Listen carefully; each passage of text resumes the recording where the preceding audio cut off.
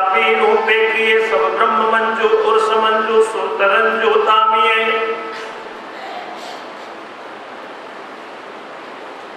रास्ते में ध्रुव को नारद जी मिले।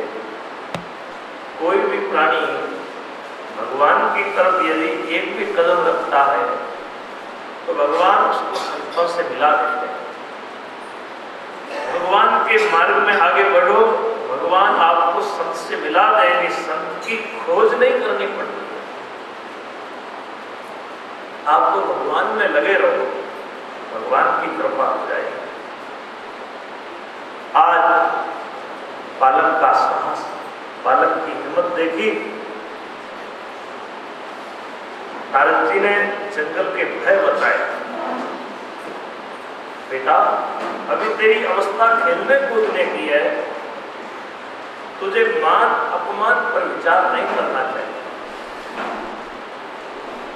ध्रुव बोले, महाराज आपके भगवे कपड़ों को देख करके मैंने सोचा आप मुझे कल्याण का मार्ग दिखाओगे, आप तो मुझे संसार की तरफ प्रवृत्त कर रहे हो।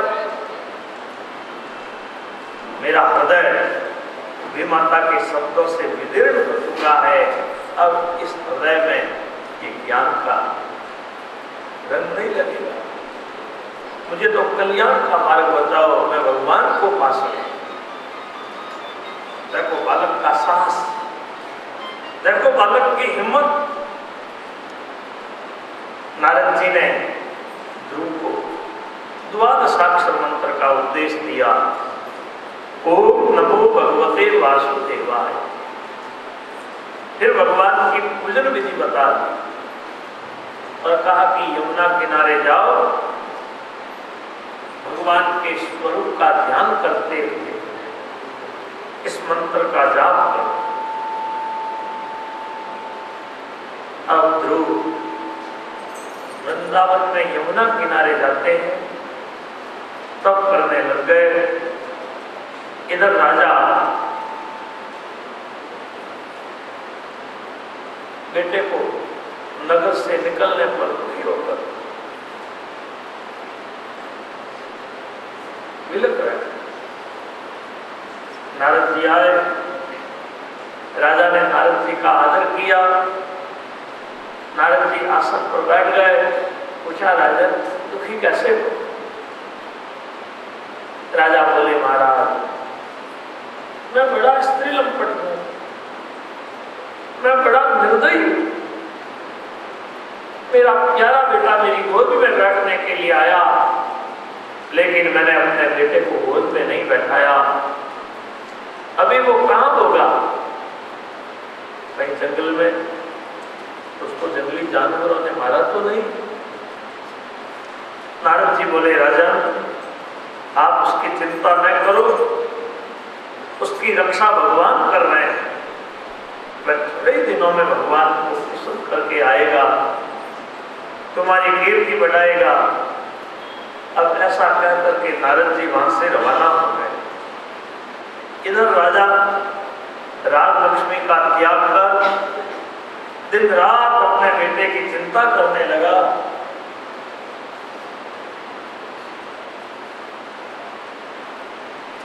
ध्रुव वृंदावन पहुंचे। नारद जी के उपदेशानुसार उपवास करके बड़ी लगन से भगवान की भक्ति में लग गए। पहले 3 दिनों बाद कैद और बैर खाकर 1 महीना बिताया। बाद में 6 दिनों बाद कैद और बैर खाकर 1 महीना बिताया। बाद में 6 दिनों पर केवल पत्ते ग्रहण किए। तीसरे महीने में 9 दिनों पर केवल जल पीकर रहे। चौथे महीने में 12 दिनों पर केवल वायु पीकर रहे। 5वें महीने में प्राण को रोककर हृदय में भगवान की धारणा की। ध्रुव एक पैर पर खड़े हो गए। देवताओं के प्राण रुक गए, हाहाकार मच गए। देवताओं ने भगवान के चरणों में जाकर ध्रुव की सब बात सुनाई। रक्षा करो प्रभु। भगवान बोले डरो नहीं ध्रुव, मेरे चरणों में तन्मय है, तुम्हारे प्राण रुके हुए हैं, मैं अभी ध्रुव के दर्शन करता हूं। अब देखो ध्रुव ने भगवान को हृदय में धारण किया, तीनों लोग कंपित हो गए। देवताओं ने हिंसक जानवरों को भेजा, वे ध्रुव की तपस्या में विघ्न करना चाहते हैं, लेकिन भगवान के ध्यान में लीन ध्रुव ने उन विघ्नों को नहीं देखा। देवता भगवान का आश्वासन पाकर अपने अपने स्थानों पर गए। भगवान गरुड़ारूढ़ होकर वृंदावन आए। भगवान ध्रुव के सामने प्रकट हुए। ध्रुव हृदय भगवान की मूर्ति के ध्यान में तल्लीन है। भगवान आए, ध्रुव ने आंखें नहीं खोली। भगवान ने अपने दिव्य स्वरूप को ध्रुव के हृदय से अंतरित किया। ध्रुव ने छटपटाकर आंखें खोली, सामने गरुड़ारूढ़ भगवान को देखा। ध्रुव साष्टांग दंडवत प्रणाम करते हैं, स्तुति करना चाहते हैं, लेकिन ज्ञान नहीं होने के कारण स्तुति नहीं कर पाए। तब भगवान ने अपना संग ध्रुव के गाल से स्पर्श किया, यानी मुंह में शुभ सरस्वती को जागृत किया। मेरे आने के बाद ध्रुव तुझे चुप नहीं रहना चाहिए। अब ध्रुव की वाणी प्रकट हुई। ध्रुव भगवान की स्तुति कर रहे हैं। 12 श्लोकों में ध्रुव ने यहाँ भगवान की स्तुति की है। ध्रुव कह रहे हैं, सभी शक्तियों को धारण करने वाले हे प्रभु, आपने मेरी शुभ सरस्वती को जागृत किया, मेरी इंद्रियों को आपने चेतन किया। हे पुराण पुरुष, मैं आपको प्रणाम करता हूं। आप नाना रूप धारण कर नाना लीलाएं करते हैं। ब्रह्मा को भी ज्ञान आपकी कृपा से हुआ। जो व्यक्ति विषयों के लिए आपकी आराधना करता है वो बुद्धिहीन है, उनको सच्चा सुख नहीं मिलता। हे प्रभु, हे नाथ, आपके ध्यान से, आपके भक्तों की पावन कथा को सुनने से जो अनुभव सुख मिलता है वो सुख ब्रह्मानंद में कहाँ। मुझे आपके भक्तों का संग प्राप्त हो, नित्य मैं आपकी कथा सुनता रहूं। आप नित्य शुद्ध बुद्ध मुक्त स्वरूप हैं, सभी शक्तियां आप में निवास करती हैं, आप निर्विकार हैं। मैं आपको प्रणाम करता हूं। आप मुझे संसार से मुक्त कर मेरी रक्षा करें, मैं आपकी शरण हूं। भगवान बोले, ध्रुव, मैं तेरा अभिप्राय जानता हूं। मैं तुझे वो दुर्लभ पद दे रहा हूं जिसकी परिक्रमा ग्रह, नक्षत्र, तारा और सब ऋषि करते हैं। जो पद आज तक किसी से अधिष्ठित नहीं। अभी तुम अपने घर जाओ, तुम्हारे पिता तुम्हें राज्य देंगे। पिता के वन जाने पर 36,000 वर्ष तक इस धरा पर शासन करना, यज्ञों के द्वारा हमारी पूजा करना, अंत में तुम्हें हमारे धाम की प्राप्ति होगी। भगवान अंतर्धान। मैत्रेय जी कहते हैं, विदुर, भगवान के जाने के बाद ध्रुव को बड़ा पश्चाताप। मैंने भगवान के दर्शन किए, ये नश्वर विषय सुख मैंने क्यों स्वीकार किया? तो देवताओं ने मेरी बुद्धि बिगाड़ दी। मैं भगवान से मोक्ष नहीं मांग सका। ऐसा विचार करते हुए ध्रुव अपने नगर की तरफ जा रहे हैं। राजा को किसी ने सूचना दी, महाराज आपके बेटे ध्रुव आ रहे हैं। राजा ने सोचा, कहां ध्रुव? 6 महीने हो गए, बालक को जंगली जानवरों ने कभी मार दिया होगा।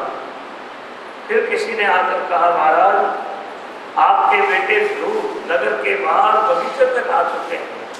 तब नारद जी की बात का विश्वास करके कुलवृत ब्राह्मणों को साथ लेकर हथनी को आगे करके राजा ध्रुव की अगवानी करने के लिए जा रहे हैं। दोनों रानियां पालकी में बैठ करके आई। ध्रुव नगर के बाहर बगीचे तक आकर रुक गए। जो ही माता पिता को देखा, ध्रुव ने साष्टांग दंडवत प्रणाम किया। पिता ने बेटे को हृदय से लगाया, हथनी पर बैठा कर गाजे बाजे के साथ आज ध्रुव को नगर में लेकर आए। फिर राजा ध्रुव को अपने महल में लेकर आए। बेटे का ऐसा प्रभाव देखा, बात को बड़ी प्रसन्नता हुई। एक दिन राजा ने अपनी वृद्धा अवस्था का विचार किया। देखो, वृद्धा अवस्था व्यक्ति को सजग करती है, सावधान करती है। वृद्धा अवस्था आने पर भी हम लोग सजग नहीं होते। बुढ़ापा क्या कह रहा है? पीछे यादन आवसी रे, पीछे यादन आवसी रे, पिंजर व्यापे पीड़ हरिरा गुण गाइले दुनिया जब लग सुनी रे शरीर राम गुण गाइले दुनिया जब लग सुनी रे शरीर। पीछे यादन